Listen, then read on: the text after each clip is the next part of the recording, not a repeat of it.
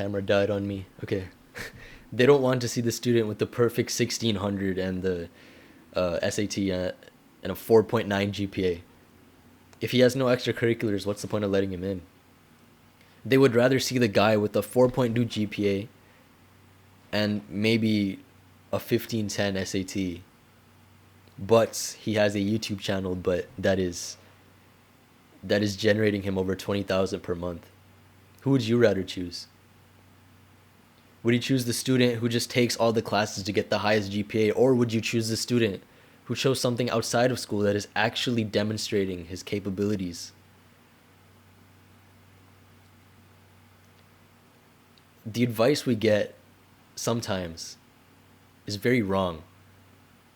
Now, sometimes it may be right. Sometimes the most cliche advice is generally the right stuff.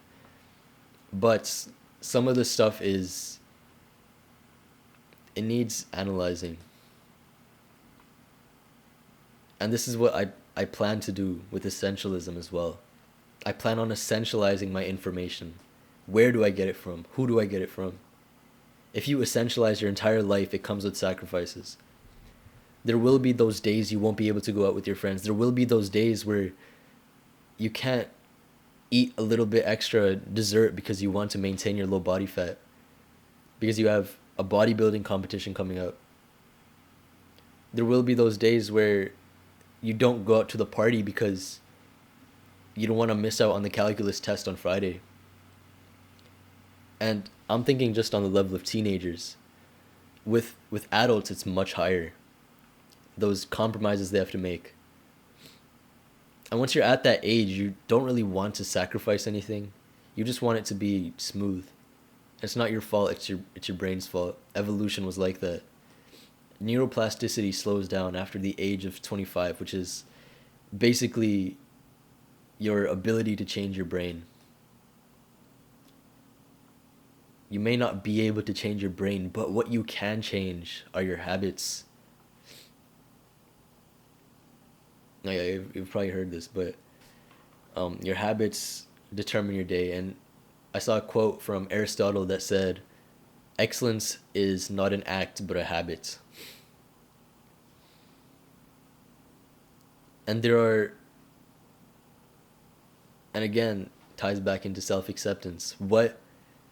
What habits are you doing that's making your image of yourself? The habits you do are your image of yourself. And it could also be the other way around. The way you see yourself reflects your habits, and your habits reflect how you see yourself. It's much, much more easier to change how you see yourself over your habits. And of course, you could go either way. But generally, and this ties into an idea of loving the journey, not the destination. So generally, when we say we want to work out, we do it because, say for example, we want to lose 30 pounds of fat. That's generally why people want to work out. They want to stay fit. But my reason is a little bit of the opposite. I go to the gym because I just want to do it 5 times a day. I work hard because I just want to do it. If I do it, I feel a little bit more successful today. If you know Michael Phelps, he's one of the best swimmers in the world. He has a very, very detailed, precise routine of what he does before a competition. So right when he wakes up, he turns off his alarm, he gets off on the left side of his bed. Then he puts on his slippers from right foot to left foot, he gets up. Then he walks straight to his bathroom, drinks a little bit of water. He brushes his teeth for exactly 2 minutes on a timer. Now you get where this is going. His routine is so deliberately planned that it's not just for that sense of discipline, because it has nothing to do with discipline at all. Matter of fact, he remembers all of this stuff. It's not written down. He doesn't follow anything that's written. And if you ask him what he's thinking during this time, it's nothing. His routine has become habitual. It's become something that he just does because it was given to him. And from that stemmed his success.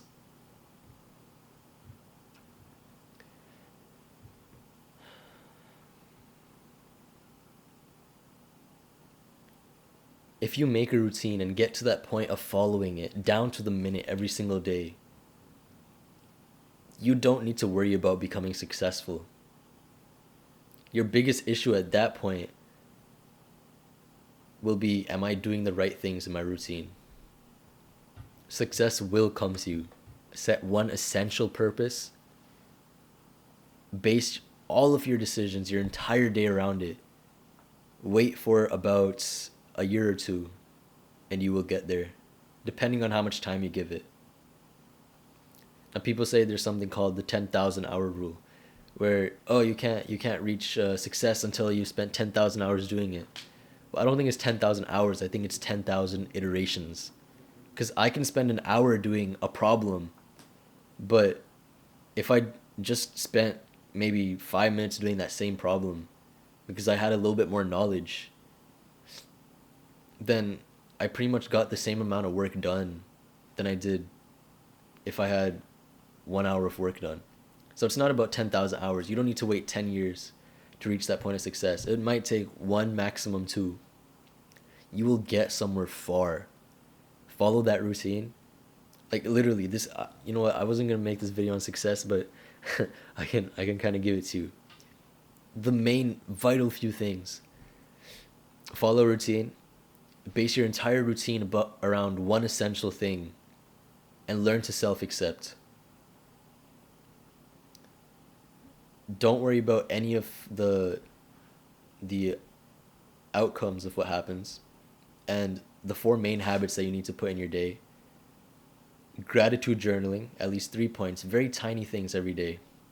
Now, how does this add up? We're going to go back to Michael Phelps.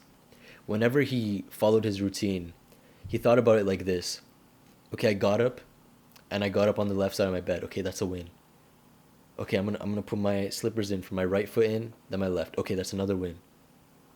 Okay, I'm gonna walk to the bathroom, another win. His routine is little wins. Winning becomes habitual. It's not the routine that becomes habitual, it's winning. So if you keep on winning throughout your day, what do you think will happen when you reach that point where you're at a big competition? You expect to win that as well. This is why if you ever watch Michael Phelps swim, it's so effortless. The way he's able to just glide through the water. He gets out with no pressure on his face. And it's not that he's forcing these out either. If you ask him what he's thinking at that time, he just says, I'm following the process. I'm following the routine. He did that every single day. The results that come out of it are amazing. It doesn't matter if your day feels random, if it feels even a little bit random. Schedule the randomness, but get a schedule. Right now, I have some difficult classes to attend. I have to take notes on some of them. I don't even understand some math. But because I have a routine, I'm able to do it so much more faster than others who are spending 3-4 hours on the exact same work.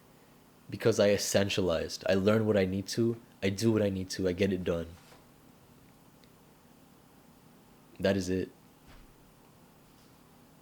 Get those vital few things down, and I can pretty much assure you, you're going somewhere. I went on a huge tangent there, bro. I was just going to talk about self-acceptance.